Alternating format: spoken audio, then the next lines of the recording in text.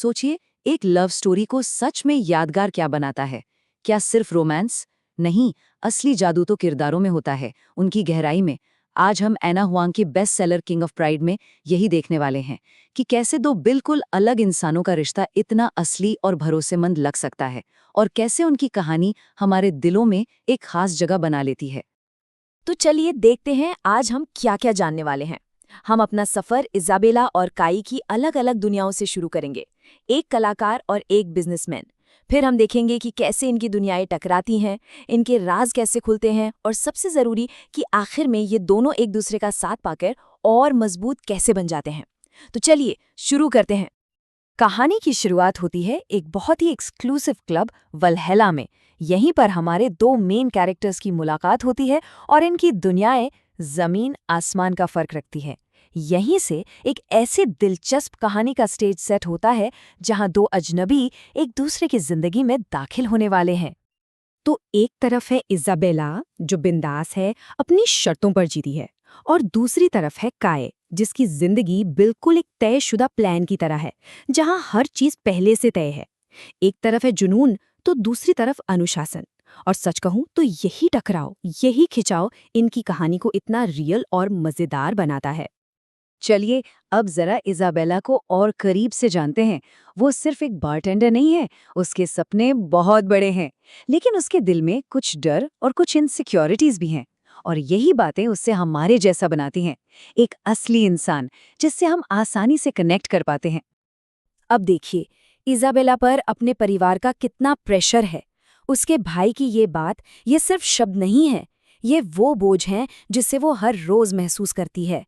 इससे पता चलता है कि इतने सफल लोगों के बीच वो खुद को कितना अकेला और मानो कहीं खोया हुआ सा महसूस करती है।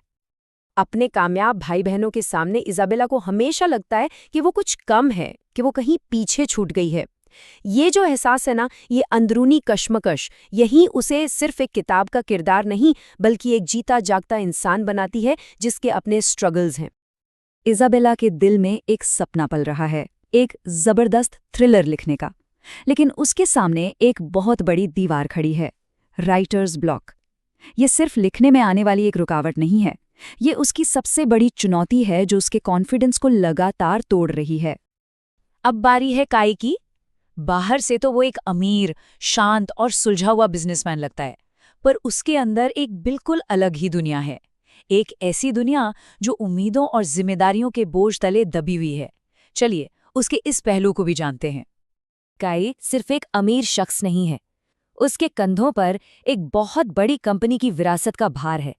उसकी पूरी जिंदगी दूसरों की उम्मीदों पर टिकी है, और यही प्रेशर उसके हर फैसले को, उसकी हर मुस्कान को और उसके हर रिश्ते को कंट्रोल करता है।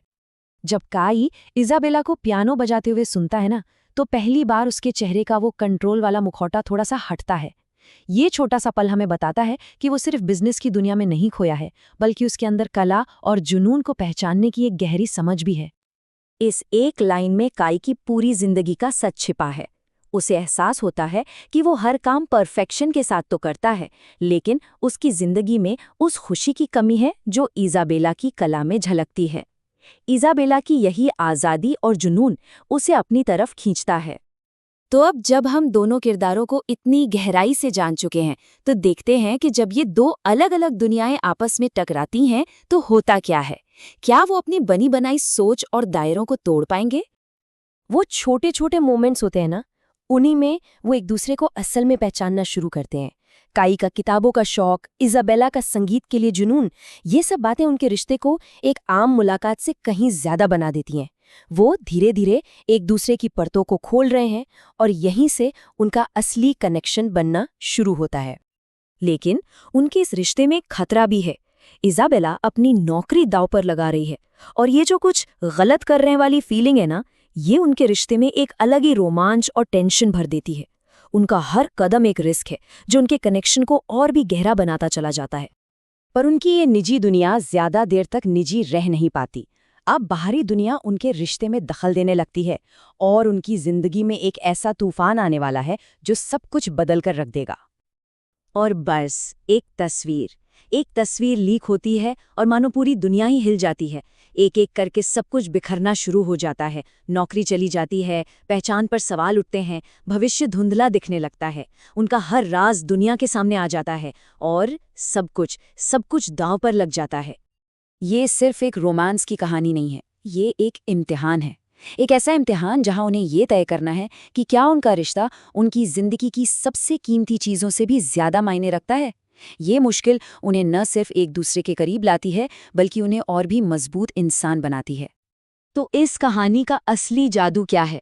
जादू ये है कि उनका रिश्ता सिर्फ एक दूसरे की तरफ खिंचाव पर नहीं टिका है, बल्कि ये टिका है एक दूसरे के साथ मिलकर आगे बढ़ने, एक दूसरे को समझने और सबसे मुश्किल वक्त में एक दूसरे का सहारा बनने पर। यहीं पर कहानी का सबसे अहम मोड़ आता है, जब इज़ाबेला अपना सबसे दर्दनाक सीक्रेट शेयर करती है। तो काय क्या करता है? वो भागता नहीं, बल्कि उसका हाथ थाम लेता है। वो एक दूसरे को बेहतर इंसान बनने में मदद करते हैं। इज़ाबेला अपनी बुक खत्म कर पाती है और काय अपनी लड़ाई जीतता है। ये दिखाता है कि अकेले नहीं, बल्कि एक साथ मिलकर ये दोनों कितने पावरफुल हैं।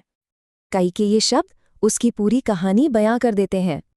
वो अब सिर्फ एक अमीर वारिस नहीं है, वो एक ऐसा साथी है जो किसी भी हाल में साथ नहीं छोड़ेगा। और यही उसके किरदार का सबसे बड़ा और सबसे खूबसूरत बदलाव है। तो सवाल फिर वो ही है, एक फिक्शनल कहानी में वो कौन सी बात है जो उसे असली महसूस कराती है? जवाब है किरदारों की गहराई। जब हम उनके सपनों को, उनके डर को और उनके सफ़र को महसूस कर पाते हैं ना, तो उनकी लव स्टोरी हमें अपनी लगने लगती है। और बस यही बात किंग ऑफ प्राइड को सिर्फ एक नॉवेल नहीं, बल्कि एक यादगार कहानी बना देती है।